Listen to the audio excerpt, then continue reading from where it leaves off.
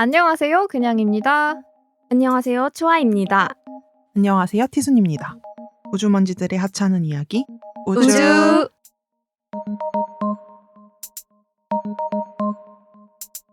저번 화에 이어서 이번 화는 우주먼지 털이, 그런데 티순이를 곁들인. 와. 우리가 까불이가 2주 동안 쉰다고 하고서 바로 이제 연락한 게 티순이었잖아. 근데 그 뒤에 바로 신기하게 구글 폼으로 사연이 왔는데 티순이의 안부를 묻는 거야. 맞아. 어떤 분이. 그래서 그거를 읽어드리고 시작하면 좋을 것 같아요. 어머나. 제가 읽어볼게요. 네. 네, 소영님 이슈고요. 1화부터 너무 재미있게 잘 듣고 있는 청자입니다. 요즘은 정주행 중이에요. 50화를 오늘 다시 들었는데 티순이 언니 근황이 궁금해져서 글 남겨봅니다.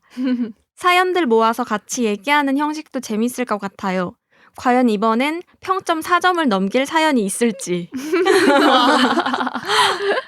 이렇게 콕 집어서 얘기를 해주셨어. 진짜 깜짝 놀랐어. 어머나. 그래서 원래도 티순이를 초청해서 에피소드 2개를 녹음을 해야 되는데 하나는 원래 사연으로 하려고 하긴 했거든요.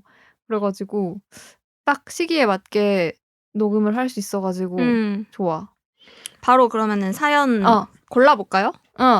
내가 저번처럼 사연마다 키워드를 적어가지고 가지고 왔거든요. 그래서 아날로그 티순이가, 방법. 아날로그 이런 방법밖에 나 이제 생각이 안 나더라고. 가위로 오려가지고 쪽지로 접어왔는데 혹시 뭐 사다리 타기 이런 것도 있지 않아?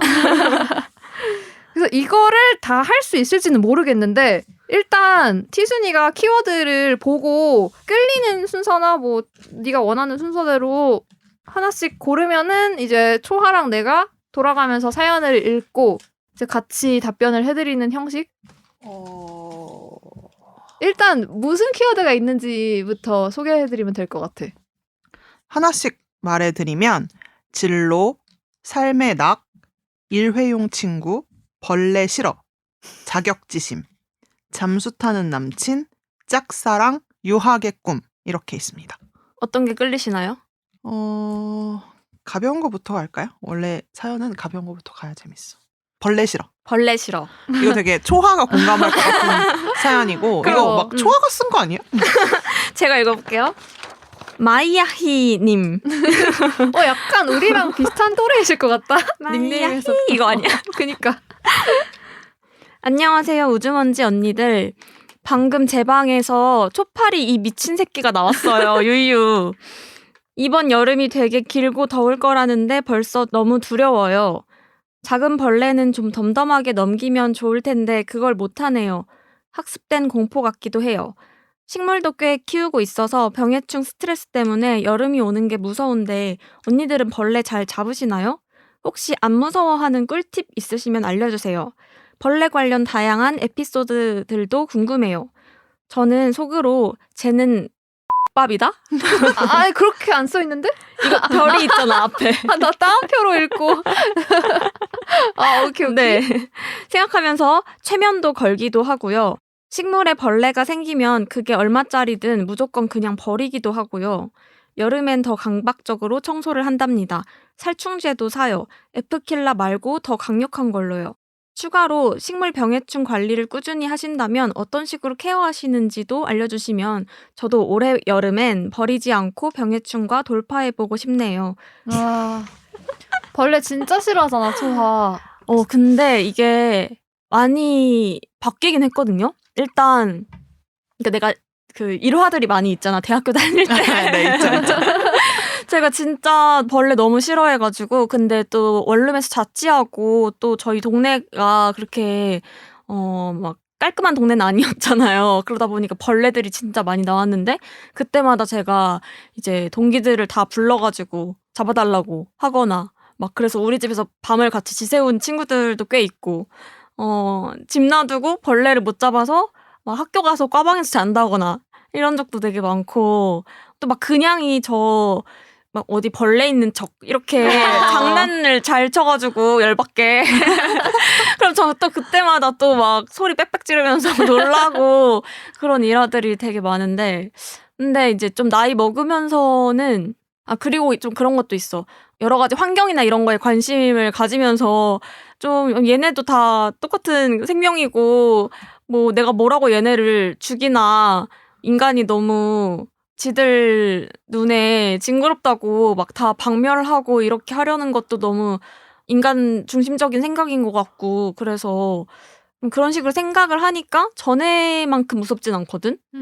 그리고 특히나 이제 자연에서 만나거나 밖에서 만나는 벌레, 그러니까 곤충들은 또 그냥 그 생긴 거나 막 움직이는 거나 이런 게 신기해가지고 진짜 뭐 보고 있기도 하고 많이 바뀌었는데 집에서 만나는 친구들은 여전히 힘들어요. 그러니까 왜냐면 내가 얘를 만지지를 못하겠어. 집에서 뭐 나와요? 지금도 나와요? 지금 그래서 지금 제가 집에 세스코를 했잖아요. 그래서 달달이 거금을 들이고 있어요, 세스코에. 근데 네. 꽤 큰 금액을 내고 있더라고 매달. 4만 몇천 원이야. 한 달 비용이. 확실히 나아요?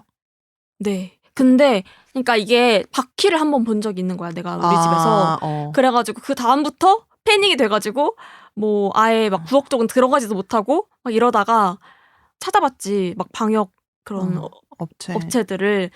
그랬더니 몇 달에 한 번씩 와가지고 트랩 같은 거를 이렇게 설치를 해주고 그러고 3개월에 한 번씩 와서 그거 교체해주고 잡힌 것들이나 이런 거 보면서 지금 여기에 어떤 애들이 지금 있는지 이런 거를 좀 파악을 해가지고 약을 쳐주고 이런 식으로 관리를 해주는데 어쨌든 그게 있으면 바퀴가 더 이상 여기서 살 수는 없대.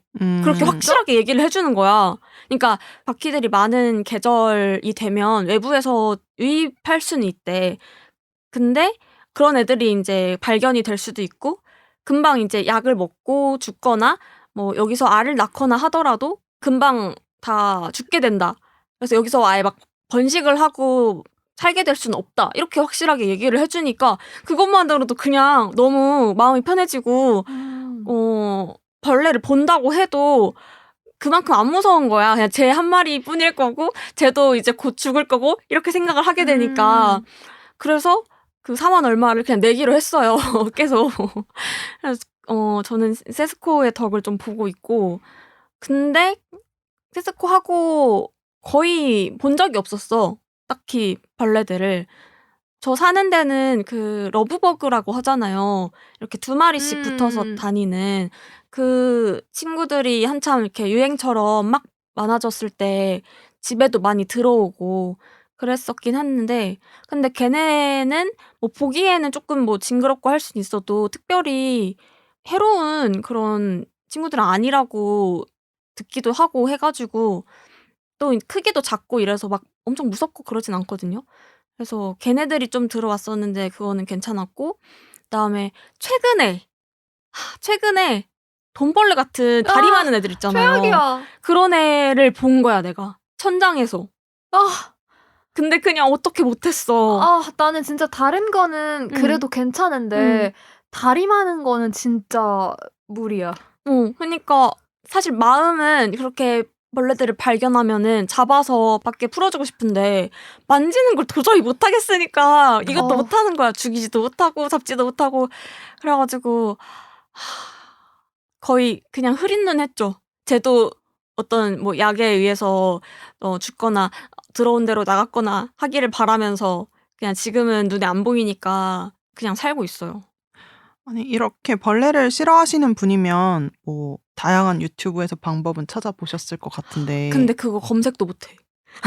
나오니까. 사진 보기 싫어가지고. 뭐 끓는 물과 과탄산소다를 이용해서 뭐 하수구나 이런 데를 닦아야 된다 뭐 이런 얘기도 있고 근데 또 방의 청결 문제가 아니라 건축물의 문제인 맞아. 경우도 있다고 해가지고 근데 내가 또 찾아본 거는 숨고 이런 데서 그러니까 세스코도 있는데 숨고 이런 데서 한번 그냥 방역 같은 걸 한번 불러서 싹 다 한번 하면 괜찮다라는 사람도 있더라고. 그래서 뭐 여러 가지 옵션들은 있다. 그리고 창문 같은 거에서 들어올 수도 있으니까 환기를 해야 되는데 외부에서 들어오면 그것도 못 막는 거고 이거는 어떻게 하셔야 되나? 근데 내가 하나 말씀드리고 싶은 거는 화분에서 벌레 나오는데 그거를 무서워서 그냥 화분 째로 버린다고 하셨잖아. 나도 예전에 한창 식물 많이 키웠던 입장으로서 키우다 보면은 생길 수밖에 없거든. 그 밑에 이제 뿌리파리 이런 거 생겨가지고 나오기도 하고 밑에 막 물 고여 있고 축축하고 이러니까는 어쩔 수 그럼 없는 것 나는 같긴 내가 해. 그냥 잘 모르는 건가? 나는 식물 때문에 막 벌레들이 생기고 이런 건 못 느꼈거든. 근데 너가 모르는 거면은 안 생기는 걸 수도 있어. 근데 이제 나는 여름에 갑자기 방에 초파리 같은 게 나와서 보면은 사실 초파리도 자세히 따지고 보면은 그냥 초파리가 있고 나방파리가 있고 막 다 모양이 조금씩 달라. 근데 이제 뿌리파리라고 화분에서 나오는 파리들이 있거든. 근데 나는 그럴 때 그냥 망설이지 않고 농약 섞은 물을 줘. 그러면은 그냥 싹 다 없어지거든. 사실 집에 농약을 두고 그거를 막 희석시켜가지고 이렇게 하고 하는 거에 대해서 거부감이 있기는 한데 농약이 없는 경우에는 퐁퐁 있잖아요. 세제, 주방 세제 같은 거를 또 희석시켜서 주는 방법도 있다고 하더라고. 근데 나는 그렇게 했을 때는 효과가 좀 미미했던 것 같아가지고 특히 이제 뭐 화원에서 화분 하나를 사왔는데 사실 그 화분에 진드기가 있었던 거야. 근데 그거를 내가 모르고 원래 키우던 식물들 근처에 두면 옮겨가거든? 그래서 그걸 몰라가지고 한창 이제 고생하던 때가 있었는데 원래 먼저 많이 키우고 있던 친구한테 얘기를 하니까 농약 주는 게 제일 마음 편하다 해가지고 희석시켜가지고 주니까는 다 박멸됐거든요. 그래서 한번 그렇게 뭐 매번 줄 필요는 없고 그냥 물 주다가 파리가 뭐 나오는 것 같다 할 때 한두 번 정도 두면은 그냥 그 해는 별탈 없이 지나갔던 것 같거든. 그래서 뭐 화분에서 나오는 벌레 한해서는 농약도 방법이 될 수 있다. 약을 추천드린다. 근데 약이 진짜 효과가 빠르고 어쩔 수 없어. 이게 밖에서 키우는 애가 아니라 내가 집에서 키우는데 벌레 생기는 꼴은 못 보겠다. 이러면은 어쩔 수 없는 선택인 것 같기는 해. 그리고 진짜 이 정도로 벌레를 싫어하시면은 세스코 같은 거를 생각해 보시는 것도 좋은 것 같아요. 괜찮네. 왜냐면은 한 번 하는 것보다 이게 꾸준히 관리된다는 게 되게 안정감을 주기 심리적으로, 때문에 도움이 될 수도 있어. 그 다음 고민은 자격지심 가겠습니다. 자격지심 제가 읽어볼게요. 네. 먼지둥이님이 보내주셨고요. 안녕하세요 우주먼지님들. 우연히 알게 되었는데 저의 최애 힐링 팟캐스트가 되어 매일 출퇴근길 들으며 힐링하고 있습니다. 저의 고민은 자격지심인데요.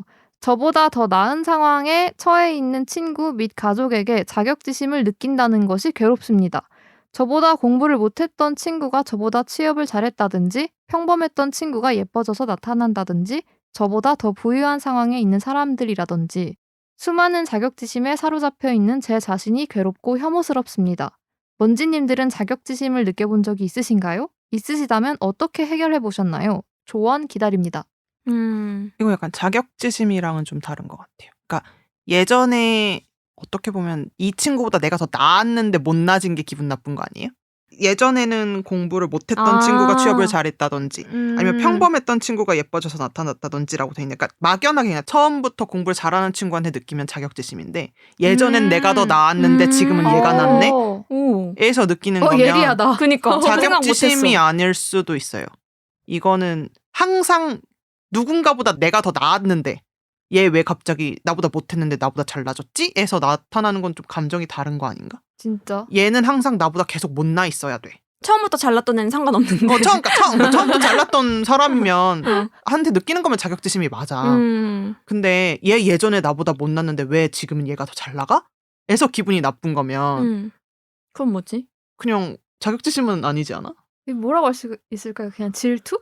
모르겠어. 자기가 우월감인 것 같아. 내가 우월했는데 이제 내가 우월하지 못하다는 것에서 오는 자괴감일 수도 있고. 근데 그걸 내가 이걸 자괴감이라고 표현하기엔 좀 애매하긴 한데 어쨌든 예전엔 내가 우월했는데 지금은 열등하게 느껴져서 분노하는 거잖아. 약간 그 포커스를 남이 아니라 자기한테 돌려보면은 그게 맞는 것 같다. 그래서 이 사연이 어떻게 봐야 될지는 좀 더 다른 측면에서 얘기를 해보면 좋을 것 같아요. 이게 자격지심일까요? 근데 그 어쨌든 예전에 우리 얘기했던 그 급을 나눈다는 표현 있잖아요. 여기 까불이가 있으면 참 좋을 텐데. 그런 사고방식 때문에 생기는 감정인 것 같지 않아? 그러니까 급을 나보다 낮게 봤던 그 사람들이 이제 잘 된다고 봤을 때 기분 나쁜. 근데 이거는 그냥 모르겠어. 이 분을 모르겠어. 근데 내가 생각하는 바를 얘기를 하면 난 좀 자기 객관화가 돼야 되는 것 같아. 그러니까 특정해서 저 사람보다 못났다라고 생각하는 거는 기준을 그 사람한테 두는 것 같고 이제는 과거에 내가 잘난 내가 아니고 저 사람은 객관적으로 봤을 때 이젠 잘나졌어. 나는 지금 뭐 못났는지 어떤지 모르겠지만 그냥 그 사람을 기준으로 두지 않고 내가 지금 어떻게 살고 있는가에 집중을 해야 되는 게 아닌가? 제가 잘났는데 뭐 어쩔 거예요. 예전엔 나보다 공부를 못하는 애가 지금은 취업을 더 잘했어. 근데 그 사람이 취업을 잘했든 아니면 나보다 못했든 그게 나한테 영향을 주는 게 없잖아요. 내가 어떻게 살면 되는지에 집중하면 좋겠어요. 취업을 잘하고 싶다라고 하면 저 사람을 끌어내릴 수는 없어요. 그건 좀 나쁜 방향인 것 같거든요. 아니면 내가 저 사람보다 더 나은데 취직하고 싶은 마음이면 다른 자기 개발을 더 열심히 해서 이직을 하세요. 이제 이런 감정을 갖지 마라. 뭐 하고 싶지만 그건 안 될 거잖아. 그럼 이기고 싶은 마음을 다른 건강한 방향으로 풀라는 거지. 그걸 원동력으로 삼아서. 나는 이런 얘기도 해주고 싶어. 그런 생각도 해야 되는 것 같아. 저 사람의 노력을 내가 다 아는 게 아니잖아. 그러니까 저 사람이 쉽게 쟁취한 것 같고 뭔가 쉽게 뭐 살을 뺀 것 같고 쉽게 좋은 기업에 간 것 같고 쉽게 좋은 성적을 받는 것처럼 보이는데 근데 그건 모르는 거잖아. 맞아. 그거는 모르는 거야. 그거는 그 사람이 뒤에서 어떤 노력을 했는지 모르는 건데 그냥 너무 쉽게 판단하잖아. 쟤 되게 인생 편하게 산다던가 쟤는 왜 잘 풀리지? 이런 생각이 들 수도 있어. 근데 그거는 다시 생각해보면은 내가 다 알고 있다는 오만함에서 오는 오류인 거지. 그러니까 티순이 말처럼 좀 자기 객관화를 하고 그 질투를 원동력 삼아가지고 더 발전할 수 있는 계기로 끌어내면 좋지 않을까. 우주. 다음 질문으로 가겠습니다. 좋아요. 유학의 꿈? 가볼게요. 닉네임부터 키워드랑 맞아. 닉네임이 하고 싶은 게 많아 님이고요. 안녕하세요. 하고 싶은 게 너무 많은 중2 학생입니다. 저는 초6 때부터 지금까지 가지고 있는 꿈이 있는데요. 그 꿈은 바로 뉴질랜드 유학입니다. 어렸을 때부터 영어를 배워왔고 영어로 대화하는 순간이 너무 좋고 행복해서 유학을 꿈꾸게 되었어요. 중학교를 뉴질랜드에서 입학하고 싶었지만 부모님께 유학을 원한다는 말씀을 드리기 너무 겁나서 아직까지 말씀을 드리지 못하고 있어요. 비용적인 부분 때문에 말씀드리기 어려운 것도 있지만 가장 큰 부분은 거절당하는 게 너무 싫어서 말씀을 못 드리겠어요. 유학에 대해 알아본 내용을 토대로 PPT도 만들어봤지만 막상 보여드리고 거절을 당하면 원하는 걸 못한다는 생각, 저를 못 믿는다는 생각에 너무 괴로울 것 같아요. 어떻게 해야 용기를 얻고 잘 설득해 볼 수 있을까요? 나는 이거 보고 티순이가 좋은 조언을 해줄 수 있지 않을까. 맞아, 딱이다. 왜냐면은 너도 딱 요쯤에 외국어에 대한 관심 많았고 네, 그러게요. 그 랭귀지 스쿨도 다녔다고 하고 하니까. 근데 이분은 아예 유학을 가고 싶어 하는 사람인 것 같아가지고 그러면 이거는 이분의 어떤 경제적인 상황을 당연히 고려를 하지 않을 수가 없는 거란 말이죠. 맞아. 부모님이나 혹은 다른 형제자매가 있다면 어떻게 보면 희생을 해야지 얘를 위해서 뭔가 몰빵을 해야 되는 상황일 수도 있잖아. 이건 좀 어려운 질문이긴 한데 근데 경제적인 상황 때문이라면 내가 기억하기로는 미성년자도 교환학생 프로그램이 있어요. 교환학생 프로그램이라든지 아니면 대입에 있어서 뭐 고등학교 3년 정도는 해외에서 있어야 대학교 진학 때 쓸 수 있는 전형이 따로 있지 않나요? 해외 재외국민 전형. 재외국민 전형 같은 것들을 뭐 그런 것들 좀 더 알아보고 실리적인 측면에서 설득할 수 있는 근거들을 좀 더 많이 찾아보면 어떤가.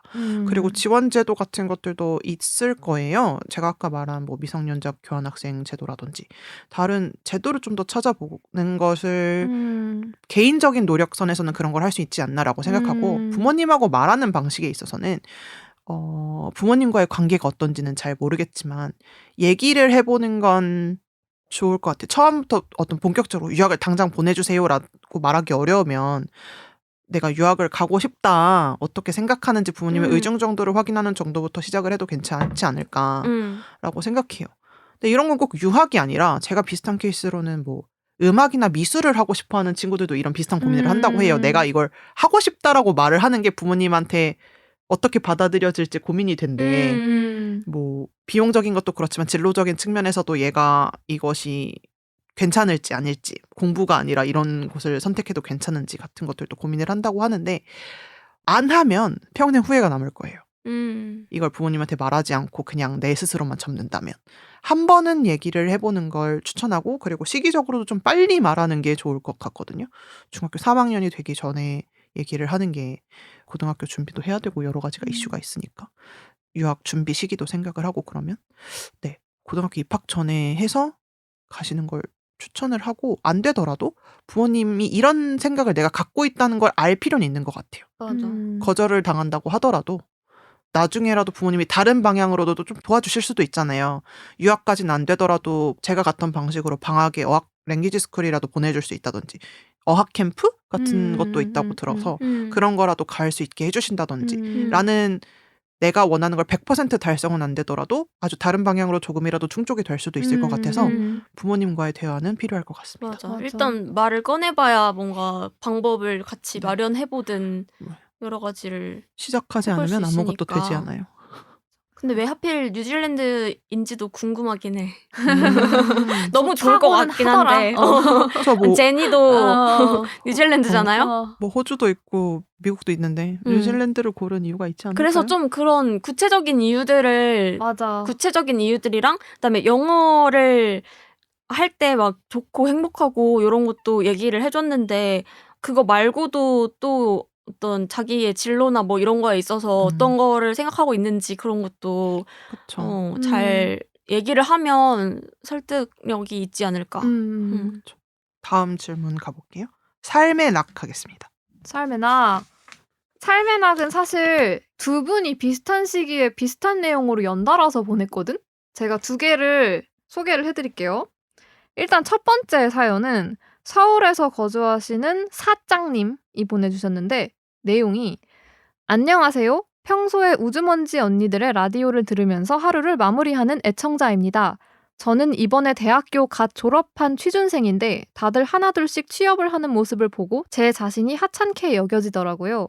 원하는 기업의 공고를 기다리며 전업 취준을 하며 보내고 있는데 매일 스카에서 필기 공부하고 자소서 쓰고 이런 시간들이 반복되다 보니 무기력감도 느끼고 점점 지치네요. 언니들은 취준을 하면서 어떻게 시간 보내셨는지 궁금해요. 취준생만의 나름 소소한 행복이나 하면 좋을 루틴들에 대해 이야기 듣고 싶습니다. 제 사연이 실제 라디오 녹음에 나온다고 하면 너무 신기할 것 같아요. 흐흐흐. 항상 잘 듣고 있습니다. 우주먼지 최고. 그리고 이 바로 뒤에 온 사연인데 창원에서 거주하시는 율몽찰상님이 보내주신 사연이에요. 저는 중학생입니다. 이제 저는 예비 고등학생으로서 공부에 대한 압박감을 느끼고 있습니다. 성적을 유지하기 위해 악착같이 열심히 하고 매일매일 졸음이 밀려오지만 수업 시간에 졸지 않으려고 애를 쓰고, 그런 삶이 반복되다 보니까 번아웃이 오고 그 번아웃을 헤쳐나갈 방법을 찾기보다는 이제 저의 삶의 일부가 되었습니다. 하지만 이제 곧 중간고사로 또 시험 기간이 다가오는 게 두렵고 무섭습니다. 소소한 곳에서 행복을 찾고 이야기 나누면서 웃음을 지으시는 게 꼭 나도 닮고 싶다고 생각했지만 저는 이 마음이 어렵더라고요.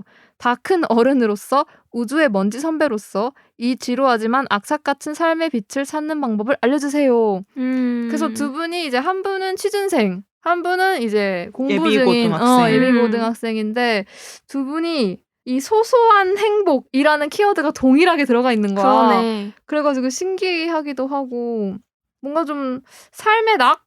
이런 게 있는지 좀 궁금해, 다들. 삶의 낙. 엄청 삶의- 곤란해하네. 삶의 낙이요?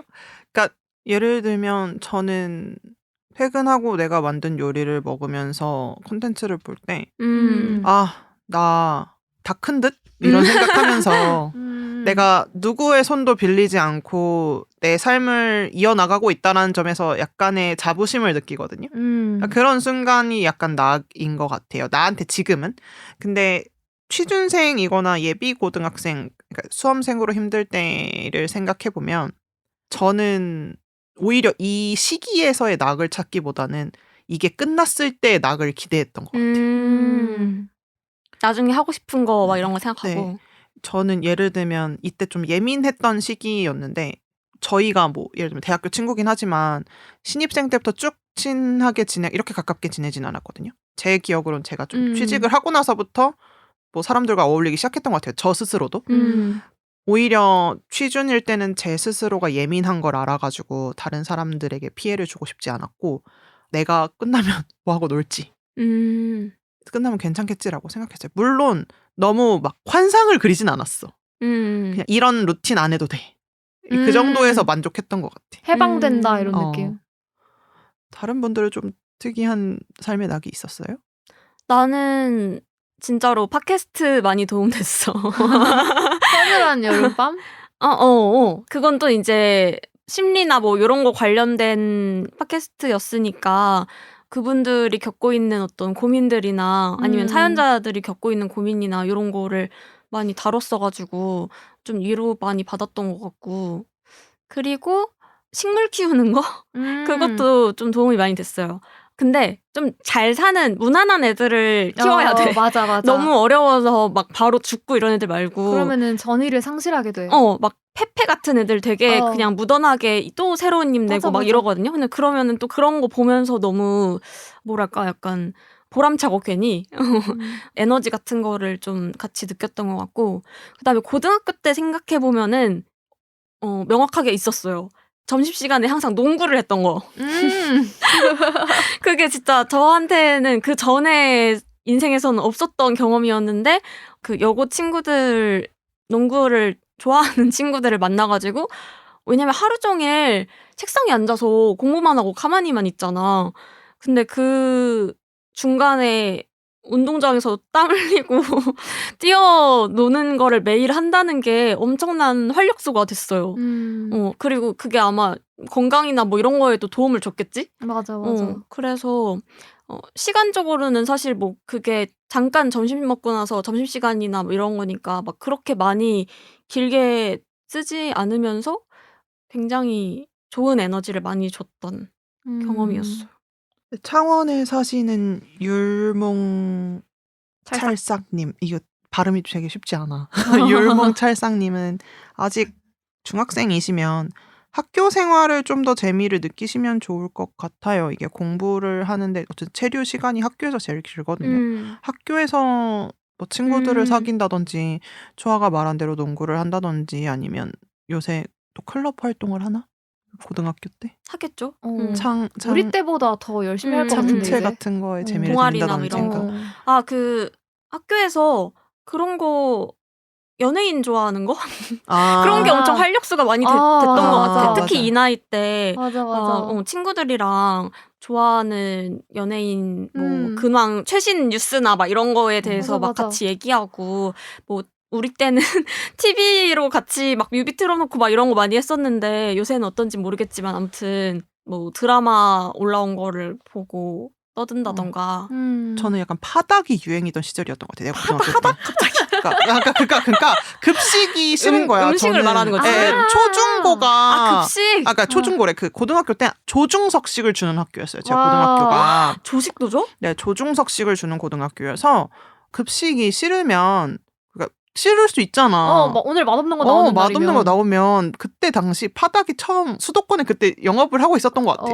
유행이었던 것 같아. 그래서 친구들하고 그걸 먹거나 아니면 뭐 엽떡을 먹었겠지? 뭐 그런 것이 낙이었다. 그러니까 맞아. 먹는 거가 진짜. 지금 보면 일탈이 아닌데 그 당시로서는 되게 일탈이라고 생각하는 거야. 학교에 배달 음식을 시켜서 먹는 행위라는 게. 그러니까 그런 것들이 학창 시절의 재미라는 것들을 느낄 수 있으면 좋지 않나? 그런 것들이 저도 학교 진짜 안 맞았는데 그런 것들로 버텼던 것 같아요.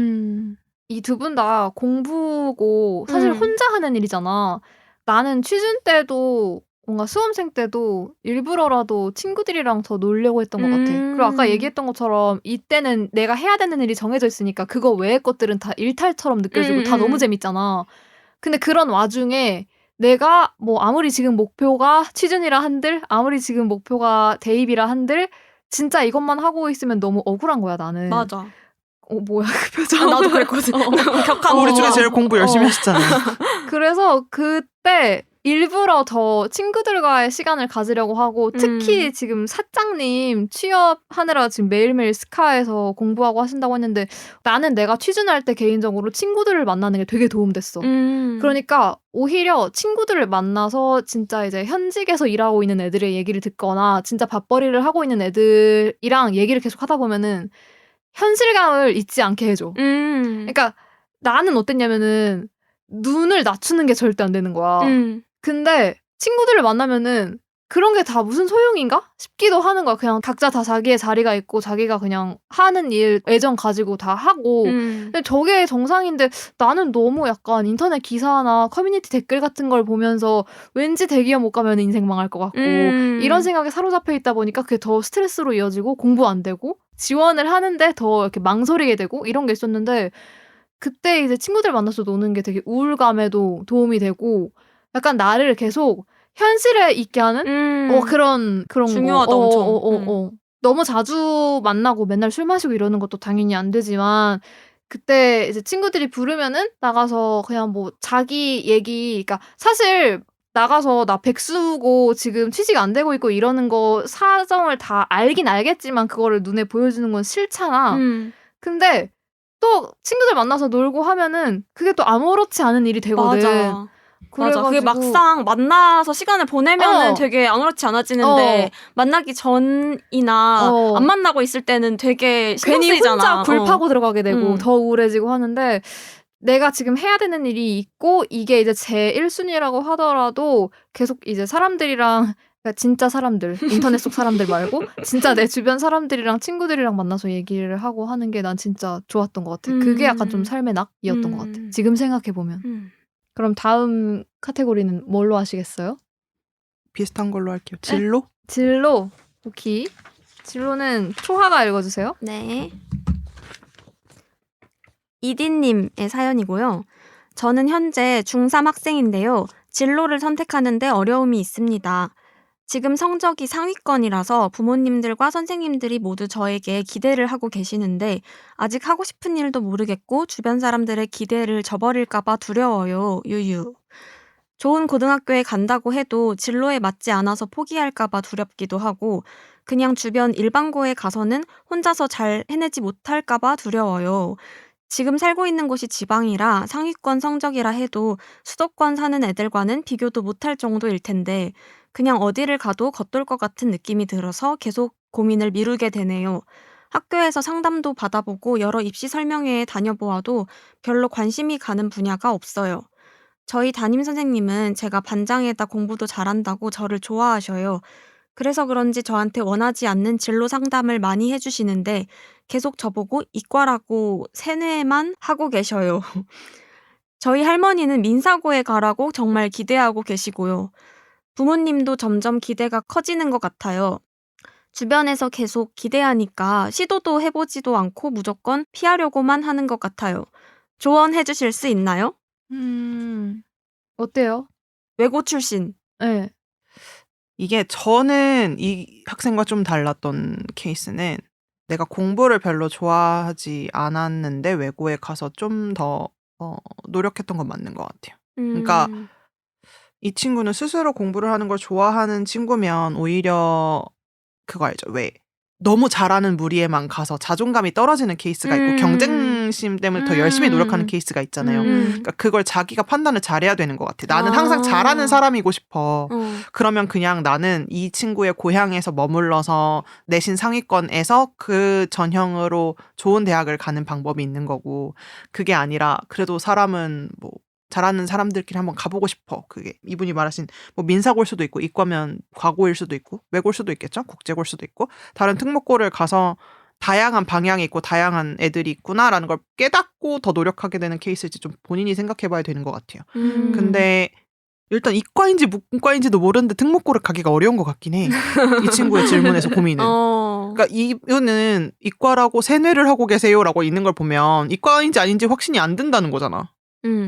왜냐면 이과인지 문과인지라도 정해야 특목고를 과고를 갈지 외고를 갈지 정하잖아. 맞아. 이게 약간 자기 스스로 하는 고민이 아니라 맞아. 결국 주변인들에 의한 고민을 하고 있는 것 같아서 지금 뭐 혼자서 잘해내지 못할까봐 무서워요. 주변 사람들의 기대를 저버릴까봐 두려워요. 근데 무조건 막 피하려고만 한다 이렇게 말씀하시는데 본인이 내키지 않는 이유가 있지 않을까. 꺼려지는 뭔가 불편한 그 선택지들을 생각했을 때 좀 아닌 것 같은데라는 마음이 좀 있으니까 이런 고민들을 하시는 게 아닐까. 그래서 내가 좀 더 편하게 다닐 수 있을 것 같은 선택지를 고르는 게 어떨까 하는 생각도 들었고, 또 저는 하고 싶은 얘기가 이 모든 기대들을 최대한 빨리 다 부셔버려야 나중이 편하다. 근데 기대를 어떻게 부셔요? 내가 성적을 억지로 떨어뜨릴 수는 없잖아. 이게 근데 안 부시면은 이제 성인 돼서까지 계속 지속되는 것 같거든요. 어떤 그 틀이 바라는 인생의 어떤 그러니까 이 상이? 친구도 노력은 하겠지. 근데 그 노력이 항상 뭐 부모님이나 선생님들의 기대에 상응하진 못할 거 아니야. 근데 그런 상황이 오더라도 지금 겸허해. 상응하는 상황이잖아. 근데 이게 영원할까? 그래서 내가 당신들의 어른들의 기대대로 살지 않을 수도 있다라는 거를 좀 최대한 일찍 밝히는 게 좋다? 뭐라 해야 되지? 이 기대를 최대한 빨리 꺾어놨으면 좋겠어. 나는 그냥 특목고 가셨으면 좋겠고 특목고 가서 안 맞으면 전학 가면 좋겠어. 나는 어쨌든 이게 누구나 다 할 수 있는 도전은 아니라고 생각하거든. 외고를 가거나 특목고를 간다는 것들이 가는 게 자기한테 맞을지 안 맞을지 아직 모르는 거잖아. 근데 물론 자기가 제일 스스로 자기를 잘 알아요. 내가 그런 데 가면 못 살아남을 사람이야. 나 경쟁 구도 사회에서 살아남을 수 없어. 그럼 가지 마세요. 근데 내가 한 번은 경험해보고 싶어? 그럼 가세요. 나는 가서 판단해도 늦지 않는다고 생각해. 그리고 가서 성적이 7, 8, 9가 나왔어. 부모님이 실망할 수도 있잖아. 맞아. 나는 실제로 외고 가서 내신이 8등급이 나온 적이 있어요. 심지어 평균이 5등급 내외일 거야. 근데 나 대학 잘 나와서 살고 있거든요. 수능 보면 돼요. 그런 것도 부모님의 기대를 부술 수 있는 방법 중에 하나겠지. 맞아. 그래서 나도 특목고를 가는 것, 그 기대에 따르는 어떤 학교에 가는 것도 선택할 수 있다고 보는데, 이제 그런 각오를 하는 게 중요한 것 같아. 내가 거기에 가서 완전히 그 기대에 못 미칠 수도 있다. 그걸 이제 인지하고 가는 거죠.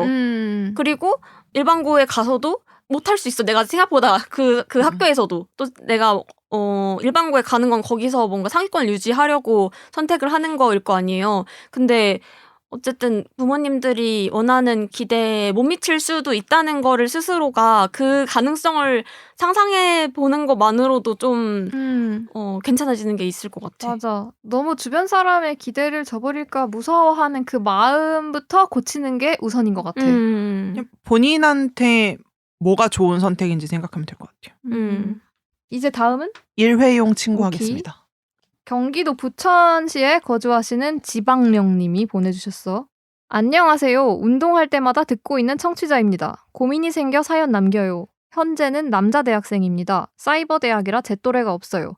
학교 개강 전에 줌으로 학교 설명을 했는데 캠을 켠 분들이 다들 엄마 아빠 뻘 되는 분들이더라고요. 여튼 중고등학교를 졸업하면 친구들끼리 번교를 하거나 연락을 자주 하는 경우가 있는데 저는 일명 일회용 친구인 것 같아요. 일회용 친구란 무엇이냐? 재학 중일 때는 문자나 전화를 많이 하지만 졸업을 하면 연락을 아예 못합니다. 괄호하고 저 말고 친구가. 그래서 주변에 친구가 없어 연락 올 사람은 가족뿐입니다. 제가 먼저 연락을 하면 부재 중이거나 바쁘다는 핑계로 연락을 보지도 않더라고요. 어떻게 하면 친구를 잘 사귈 수 있을까요? 항상 재밌는 이야기 해주셔서 감사랑 합니다. 이렇게 보내주셨어요. 친구를 나이 들어서 사귄 적이 있어요? 많아요. 나이 들어서가 기준이 뭐야? 몇 살? 대학교 재학 이후?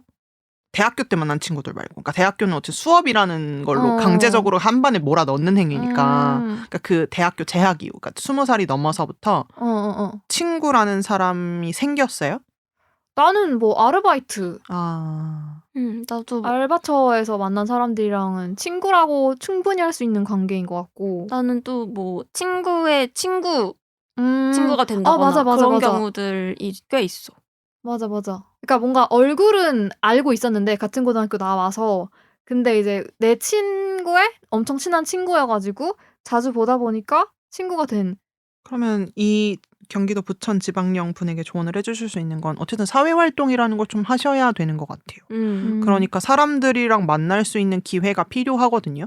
친구라는 걸 사귀려면 내가 제로 베이스에서 모르는 사람이랑 갑자기 길 가다가 친구해주세요 할 수는 없으니까 이 사람과 어떤 내적인 친밀감? 어쨌든 자주 안면이라도 틀 수 있는 사이가 되어야지 그걸 베이스로 친구라는 게 될 수 있는 것 같은데 그런 활동이라는 건 말한 대로 아르바이트를 한다든지 아니면 뭐가 있을까? 또 운동 러닝클럽 이런 것도 맞아. 있고 맞아. 은근히 막 뭐 학원에 가서도 친구 사귈 수 있고 뭘 배우는 그런 데가 좀 친구 만나기 좋은 것 같아. 어쨌든 비슷한 관심사를 가지고 있다는 거고. 네.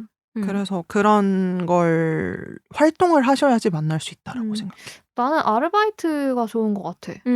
특히 아르바이트 중에서도 한 시간대에 여러 명이 일하는 그러니까 막 한 명, 두 명 막 이렇게 일하는 곳 말고 그리고 이제 서로 상호작용을 하면서 일을 할 수밖에 없는 곳? 지금 생각하면 극단적인 예로는 술집이나 이런 게 생각나기는 하는데 뭐 예를 들어서 서점에서 아르바이트를 한다고 해도 친구가 생길 수 있을 것 같진 않거든. 그러니까 약간 좀 뭔가 대학교 막 20살 막 이럴 때 그런 패밀리 레스토랑이나 막 뷔페 같은 데서 알바 많이 맞아. 했던 것 같아. 거기서 막 이렇게 사람들 많으니까 같이 친해지고 이런. 맞아. 그 영화관 아르바이트가 그렇게 사람들끼리 끈끈하게 된다고 막 이런 얘기가 있었죠. 일이 힘들수록 많이 친해지는 것 같아. 그리고 사이버 대학도 그 나이 드신 분들이랑 친해지면 좋아요. 맞아. 막 평균 연령대가 높은 집단에 들어가 보면 되게 귀여워해 주실 수도 있거든요.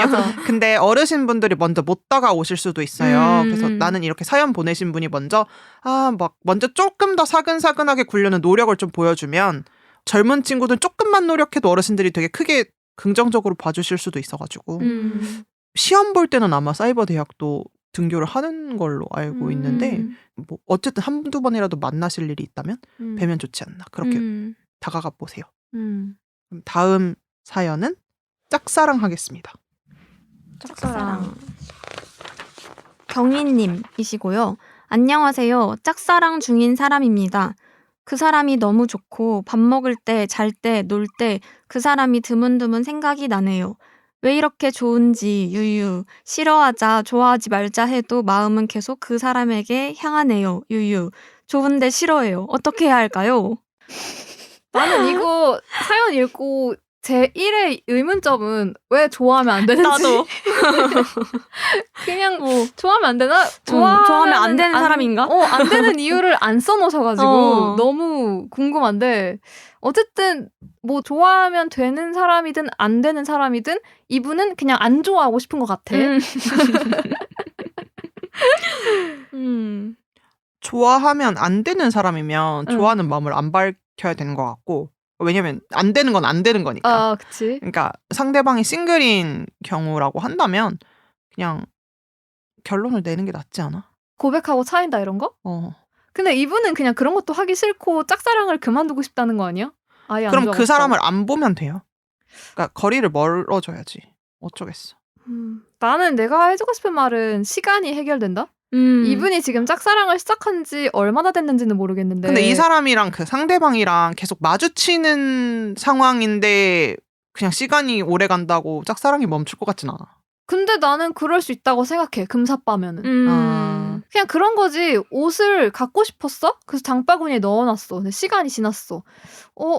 나중에 보니까 내가 이 옷을 왜 갖고 싶었지? 이런 생각이 드는 것처럼. 금사빠인지 아닌지 모르잖아 우리 아직. 아니 뭐 그럴 수도 있다 이거지. 짝사랑. 근데 별다른 방법이 난 몰라. 별다른 방법. 근데 짝사랑 끝내는 가장 좋은 방법은 새로운 사람을 찾는 거잖아요. 그러니까 맞아. 소개팅을 많이 하시면 그러니까 다른 사람을 만나면서 잊어보시는 게 낫지 않나? 고백을 하실 게 아니라. 그리고 내가 옛날에 고등학교 때 짝사랑을 좀 길게 해봤던 입장으로서 그거 다 환상이거든 결국. 나의 경우에는 어땠냐면은 나랑 친하지 않은 사람을 좋아하는 거였어. 그러니까 나랑 별로 이제 이렇게 소통을 한 적이 없는 사람? 근데 그 사람을 오래 좋아했는데 지금 생각해도 그때 생각해도 나는 그 사람을 좋아하는 게 아니라 내가 머릿속으로 이미지화 해놓은 어떤 다른 사람을 좋아하는 거라고 생각했거든. 왜냐면 나 그 사람에 대해서 아는 게 거의 없는데 내가 그 사람에 대해서 뭘 안다고 그 사람을 좋아하냐고. 근데 생각해보면은 내가 멋대로 생각한 판단한 그 사람을 좋아하는 거였어가지고 오히려 그 사람에 대해서 알게 되면 알게 될수록 마음이 식을 수도 있어. 그래서 내가 그 사람에 대해 어떤 점을 좋아하는지를 좀 차갑게 생각을 해보고 냉정하게 분석해보는 것도 좋을 것 같아. 그러면 진짜 별 이유가 아닐 수도 있거든. 우주 마지막 사연? 잠수 타는 남친. 아휴. 벌써 서울에서 거주하시는 슬픈 먼지님이 보내주신 사연이에요. 안녕하세요 우주먼지님들. 홀로 다니는 자칫 외로울 수 있는 등하굣길을 우주먼지의 하찮은 이야기로 채운 지 어언 3개월이 넘었네요. 항상 재밌게 잘 듣고 있습니다. 저한테는 600일 가까이 만난 첫사랑인 남자친구가 있습니다. 평소에는 너무나도 자상하고 다정한 남자친구지만 문제가 있는데요. 바로 갈등이 생겨 자신의 잘못을 회피하고 싶거나 부담이 커지면 말없이 잠수를 탄다는 것입니다. 처음에는 6개월에 한 번 타더니 점점 빈도가 잦아져 지금은 2주 만에 또 잠수를 타고 있습니다. 잠수 타는 기간도 길어야 하루 정도였는데 이번에는 3일째 타고 있네요. 이틀 뒤면 600일인데 남자친구의 잠수 때문에 챙기지도 못할 것 같아요. 잠수 기간이 길어지다 보니 잠수 이별인가 싶기도 하고 만약 돌아온다고 하더라도 제가 너무 지쳐서 받아주지 못할 것 같습니다. 남자친구가 잠수 타는 동안 마음 정리를 하고 있는데 화도 나고 답답하고 한편으로는 추억이 생각나서 슬프기도 하고 힘이 듭니다. 헤어져야 한다는 걸 알지만 하루 종일 눈물이 나니 꼭 헤어져야 할까 생각도 듭니다. 우주먼지님들은 이별을 결심할 때 어떤 마음으로 하시는지 그리고 우주먼지님들만의 이별 극복법도 궁금합니다. 이 사람이 첫사랑이라 잘 모르겠어요. 도와주세요 유유. 그리고 환승 이별 대 잠수 이별 밸런스 게임도 얘기하면 재밌을 것 같아요. 아, 모든 문장이 다 최악인데? 너무 싫은데? 일단 헤어지기로 확실히 마음먹으신 것 같아가지고 그래도 좋아. 그래서 또 눈물 나신대잖아. 꼭 헤어져야 하나 싶어. 아, 나는 이분 못 헤어질 것 같은데? 왜냐면은 이미 3아웃인데 앞에 몇몇 문장으로 이틀 뒤면 600일인데 남자친구 잠수 때문에 챙기지도 못할 것 같아요는 돌아오기만 하면은 또 바로 600일을 챙길 거라는 걸로 난 읽혀가지고. 근데 지금은 그거를 고민하고 계신다고 하지 않았어? 헤어지려고 이제 마음 정리 중. 근데 이거 막 하루 종일 눈물이 나니 꼭 헤어져야 할까 생각도 듭니다. 헤어지셔야 되고요. 헤어져야지. 헤어지셔야 돼요. 잠수는 그러니까, 안 돼. 잠수는. 맞아. 잠수는 안 돼. 남자분이 연애하는 방법을 모르시는 분인 것 같아요. 이건 연애까지 갈 필요도 없고 그냥 자기 문제 외의 것은 고민거리로도 생각을 안 하는 거지. 그러니까 이 사람이 무슨 일 때문에 잠수를 탄지는 모르겠지만 그 일이 자기를 걱정하고 소중하게 생각하는 사람의 연락을 다 무시할 만큼의 중요한 거라 할지라도 너무 잦잖아요. 근데 2주에 한 번. 근데 이 잠수라는 건 되게 많은 걸 보여주는 것 같아. 맞아. 이게 그냥 단순히 잠수뿐만이 아니라 나중에 뭐 둘 사이에 큰일이 있거나 뭔가 해결해야 되는 문제가 생기면은 과연 그때 이 사람이 같이 뭔가 해결을 하려고 할까? 앞을 보면서 해결해 나가려고 할까? 나는 이 사람을 믿고 의지할 수 있는가? 생각하면은 아니거든. 모르겠어요. 첫사랑 연령대가 어떻게 되시는지는 모르겠는데. 대학생이나 20대, 네, 20대 근데 초반 정도. 방금 말했잖아. 뭐 예를 들면 큰 문제가 있었을 때 이 남자분이 똑같이 이렇게 회피를 할까 할 수도 있겠다고 생각하게 된다고. 그러니까 그건 좀 여자의 입장에서 확장해서 생각을 하는 거고 이 남자분은 아직 어려서 그냥 그렇게까지 깊이 있게 생각하지도 않은 것 같아요. 이 상황을 모면하고 싶은 것뿐이지 뭐 문제가 생기면 당연히 나도 안 그렇게 하지라고 말할 그냥 어린 남자분이실 것 같거든요. 이런 연애에서 여성분, 이 사연자분의 본인이 너무 상처받지 않고 너무 에너지를 들이지 않으면 좋겠어요. 이런 것에서 너무 피로해지거든요.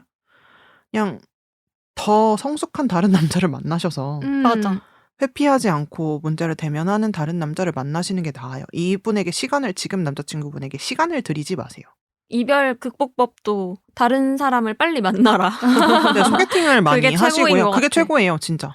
누군가를 다시 사귀자라는 마음까지는 아니더라도 그냥 다른 남자들과 만나면서 생각보다 내가 그 남자한테 목맬 게 아니었네를 깨달은 것만으로도 되게 큰 도움이 되거든요. 맞아. 그런 것들이 좀 팁입니다.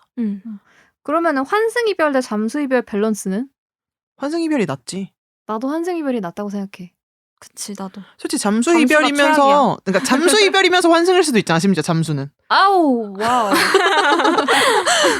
잠수하는 동안 다른 여자 만날 수도 있잖아. 아 최악이네. 잠수하는 동안 내가 뭘 하고 있는지 내가 몰라요, 여러분. 질질 끌지 않으시길. 이렇게 사연은 마무리가 되었고요. 마지막으로 그러면은 이분들의 평점을 남긴다면 이분들의 고민의 난이도가 몇 점일 것 같아?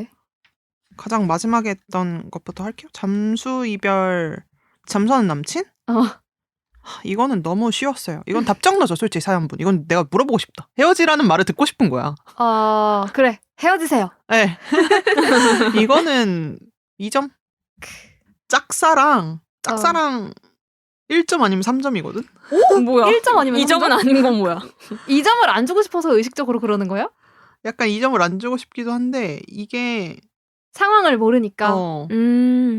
도대체 어떤 상황이길래 좋아하면 안 된다는 걸까? 그러니까 나 너무 신경 쓰이는데 음.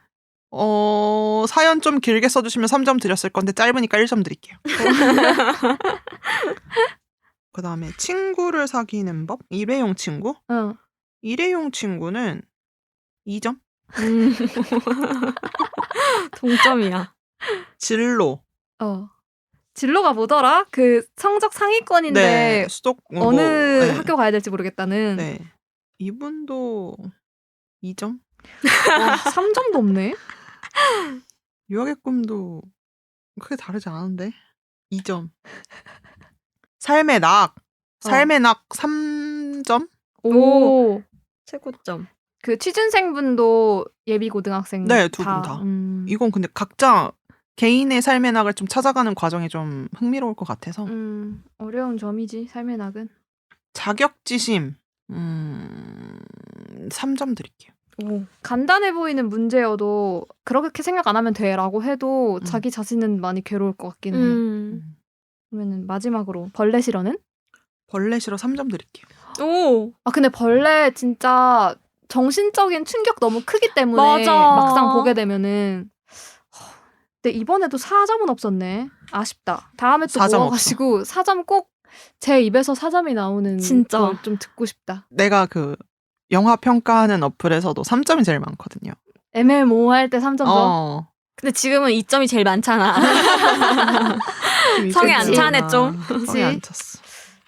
마지막으로 인스타 인스타 무물 질문이 몇 개 맞아. 왔거든요. 인스타 무물에도 좀 고민되는 문제들 사연 질문 이런 거 보내주신 분들 계셔가지고 일단은 저도 영화 전공자인데 만약 제작비 2천만 원을 지원받는다면 무슨 시나리오의 영화를 만들고 싶으세요? 이거 제작비에 대해서 장르를 따지시지 마시고요. 자기가 할 수 있는 로케이션 스케줄을 좀 짜보세요. 그러니까 이게 원로케로 진행할 수 있을 때 2천만 원이면 될 것 같고요. 티순이님 다시 뵙게 되어 너무너무 좋아요. 티순이님은 예민하신 편인가요? 예민함을 다스리는 방법이 있을까요? 유유. 어려워. 예민이라는 게 다른 사람들을 캐치하는 게 예민한 건지 내가 받아들이는 게 예민한 건지가 애매한데 이분은 아마 받아들이는 게 예민하신 분인 것 같아. 근데 생각을 많이 안 해야 돼, 뭐든지. 내가 생각을 많이 할수록 더 예민해지는 것 같아. 이거 무슨 의미지? 왜 그렇게 말했지? 그다음에 이 상황은 왜 이렇게 또 짜증이 나네? 계속 생각하는 것 같아. 생각을 많이 안 하는 방법이 뭔가요? 그냥 바로 생각하는 걸 포기하셔야 돼요. 그냥 다른 뭐 유튜브를 본다든지 책을 본다든지 그냥 다른 컨텐츠를 봐요. 차라리 웹소설을 봐요. 그러면은 마지막으로 논리적으로 말했는데 감정 상했다고 할 때 어떻게 대처하나요? 그건 그 사람 일이에요. 근데 내가 그러니까 논리적으로 말해서 감정의 상처를 받을 수는 있어. 나는 근데 논리로는 합리적이라고 생각해서 말을 했을 거 아니야. 그런데 그 이상으로 어떻게 해? 감정적인 케어까지는 어떻게 해? 근데 막 그런 오해를 받을 때 약간 억울한 마음? 근데 억울한데 내 마음속에 그러니까 체크를 하는 거지. 이제 이 사람에게는 어떤 내가 이 사람한테 더 노력을 하고 싶진 않을 것 같아. 그러니까 내가 이 사람을 기분이 나아지게 내가 케어를 좀 더 신경 써줘야지라는 앞으로 계획은 있겠지? 근데 내 마음속에 하지만 너는 이제 모든 걸 감정적으로 받아들이는 사람이야. 라고 그냥 낙인이 팍. 엄청 소중한 관계라고 해도 부부 관계나 이런 거여도 부부 관계면 부부가 안 됐겠지 그런 사람이랑은. 되게 단호하네. 그러니까. 오늘 이렇게 총 8개? 몸을 합하면 10개 넘는 것 같은데 어때요? 사연 오랜만에 해보니까. 아, 더 많이 했으면 좋겠어 사연. 여러분 많이 좀 보내주세요. 맞아. 그리고 4점 이상으로 받을 수 있는 것들. 그러면 마무리 인사 진행하도록 하겠습니다. 네. 오늘 에피소드가 재밌으셨다면 저희 인스타나 들으시는 팟캐스트 어플에 댓글과 리뷰 많이 남겨주세요.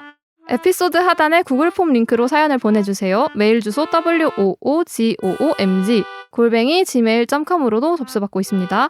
우주먼지들의 하찮은 이야기는 애플 팟캐스트, 스포티파이, 그리고 네이버 오디오 클립에서 만나보실 수 있습니다. 그럼 다음 주에 만나요. 우주!